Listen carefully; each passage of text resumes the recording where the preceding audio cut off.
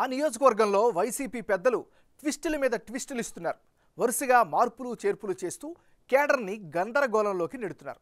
ఇప్పటికే సిట్టింగ్ ఎమ్మెల్యేగా ఉన్న సీనియర్ నేతకు సీటు గల్లంతి చేసిన వైసీపీ పెద్దలు అప్పుడెప్పుడో సదరు ఎమ్మెల్యే చేతిలో ఓడిపోయిన నాయకుడిని ఇన్ఛార్జిగా ప్రకటించారు.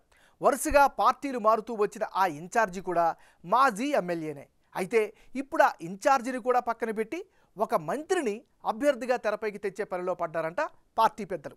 దాంతో ఆ సెగ్మెంట్లో వైసీపీ ఈక్వేషన్లు ఎవరికీ అర్థం కాకుండా తయారయ్యాయి. ఇంతకీ ఆ సెగ్మెంట్ ఏంటో మీరే చూడండి.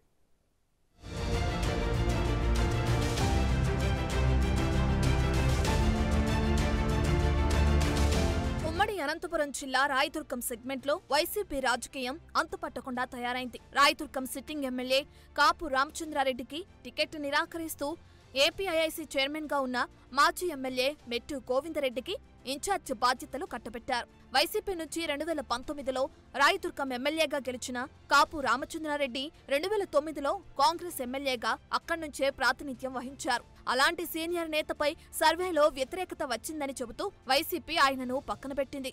దాంతో తీవ్ర అసంతృప్తికి లోనైన కాపు తాను జగన్ను నమ్మానని, ఆయన తమ గొంతు కోశారని తీవ్ర విమర్శలు చేశారు.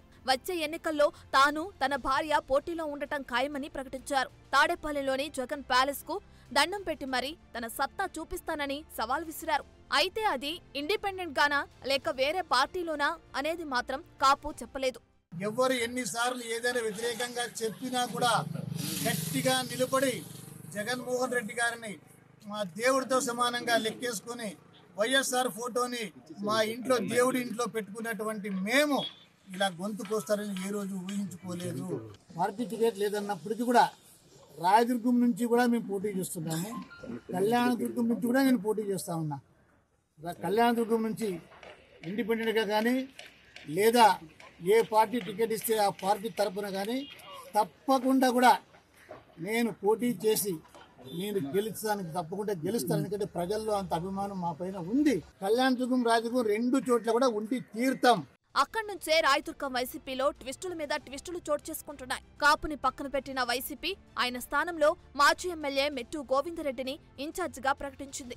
2004లో రాయదుర్గం నుంచి టీడీపీ ఎమ్మెల్యేగా గెలిచిన గోవిందరెడ్డి 2009లో ఇదే కాపు రామచంద్రారెడ్డిపై పోటీ చేసి ఓడిపోయారు. తర్వాత పరిణామాలతో 2019 ఎన్నికల ముందు వైసీపీలో చేరి ప్రస్తుతం ఏపీఐఐసీ చైర్మన్ గా కొనసాగుతున్నారు. ఆయన నియామకంతో రాయదుర్గం వైసీపీలో అంతా సెట్ అయిందని అనుకుంటుంటే మరో ట్విస్ట్ ఇవ్వడానికి రెడీ అయ్యారట పార్టీ పెద్దలు. మొన్నటి దాకా వైసీపీ అధిష్టానంపై గుర్రుగా ఉన్న ఎమ్మెల్యే కాపు రామచంద్రారెడ్డి ఇప్పుడు కాస్త మెత్తబడినట్లు ప్రచారం జరుగుతోంది. ఎమ్మెల్యే మెత్తపడడానికి కూడా కారణం ఉందంటున్నారు. రాయదుర్గం వైసీపీ టికెట్ తనకు కాకపోతే వేరే వారికి ఇవ్వాలని, అంతేకాని మెట్టు గోవిందరెడ్డికి మాత్రం ఇవ్వకూడదని వైసీపీ పెద్దల ముందు ప్రతిపాదన పెట్టారట. గోవిందరెడ్డిని తప్పిస్తే తాను పార్టీ అభ్యర్థి విజయానికి కృషి చేస్తానని ప్రపోజల్ పెట్టారట.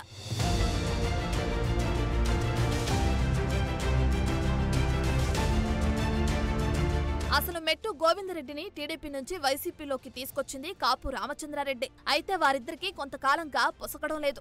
పార్టీ వేదికల మీద నుంచే ఒకరినొకరు తిట్టుపోసుకుంటున్నారు. ఆ విభేదాలతోనే గోవిందరెడ్డికి టికెట్ దక్కకుండా చేయటానికి కాపు రామచంద్రారెడ్డి పావులు కదుపుతున్నారట. ఎన్నాళ్ళు టికెట్ తనదే అని ధీమాగా ఉన్న మెట్టు గోవిందరెడ్డి ఆ విషయం తెలిసి కలవరపడుతున్నారట. అసలే ఆ టెన్షన్ లో ఉన్న మెట్టుకి పక్క జిల్లా మంత్రి ప్రయత్నాలు ఇంకో షాక్ ఇచ్చిందంటున్నారు. తాజాగా రాయదుర్గంపై మంత్రి గుమ్మనూరు జయరాం కన్నేశారట. రాయదుర్గంలో తనకున్న పాత పరిచయాలతో అక్కడి నుంచి పోటీకి ఆయన ప్రయత్నిస్తుండటంతో ప్రెజెంట్ ఇన్ఛార్జ్ మెట్టు గోవిందరెడ్డిలో టెన్షన్ పెరిగిపోయిందట. ప్రస్తుతం కర్నూలు జిల్లా ఆలూరు ఎమ్మెల్యేగా గుమ్మనూరు జయరాం రాష్ట్ర కేబినెట్ లో కార్మిక శాఖ మంత్రిగా కొనసాగుతున్నారు. అయితే ఆలూరు సిట్టింగ్ ఎమ్మెల్యేగా ఉన్న మంత్రి జయరాం నుంచి తప్పించిన వైసీపీ అధిష్టానం ఆయన్నే కర్నూలు లోక్సభ అభ్యర్థిగా ప్రకటించింది. ఇదే సమయంలో ఆలూరు వైసీపీ ఇన్ఛార్జిగా విరూపాక్షిని ప్రకటించింది.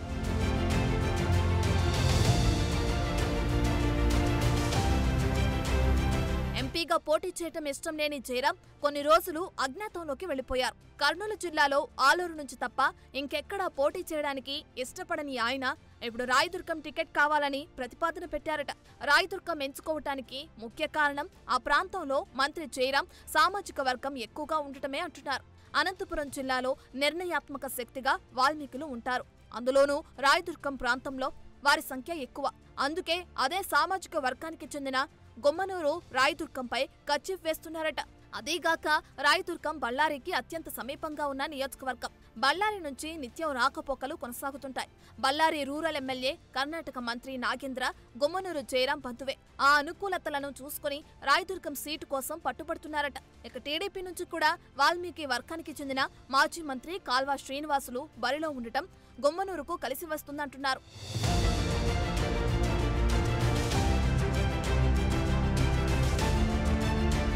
ఆ వర్గం ఓట్ల చీలిక లెక్కలేసుకుని జయరాంకు వైసీపీ పెద్దలు ఓకే చెప్పినట్లు తెలుస్తోంది. జయరాంకి రాయదుర్గం టికెట్ ఇవ్వడానికి అంగీకరించిన జగన్ ఒక కండిషన్ పెట్టారట. ప్రస్తుత రాయదుర్గం ఎమ్మెల్యే కాపు రామచంద్రారెడ్డిని బుచ్చగించే పని జయరాంకు అప్పగించారట. జయరాం తన సోదరుడు కర్ణాటక మంత్రి నాగేంద్రతో కలిసి బళ్ళారిలోని రామచంద్రారెడ్డి నివాసానికి వెళ్లి చర్చలు జరిపారని, అందుకు ఆయన సానుకూలంగా స్పందించారన్న ప్రచారం జరుగుతోంది. అయితే తనకు కళ్యాణదుర్గం టికెట్ ఇవ్వాలని కాపు పట్టుబడుతున్నారట. వైసీపీ పెద్దలు కూడా దానికి ఓకే అన్నారట. ఈ సమాచారం తెలిసి రాయదుర్గం ఇన్ఛార్జ్ మెట్టు గోవిందరెడ్డి, కళ్యాణదుర్గం ఇన్ఛార్జ్ తలారి రంగయ్య ఇద్దరు టెన్షన్ పడిపోతున్నారట.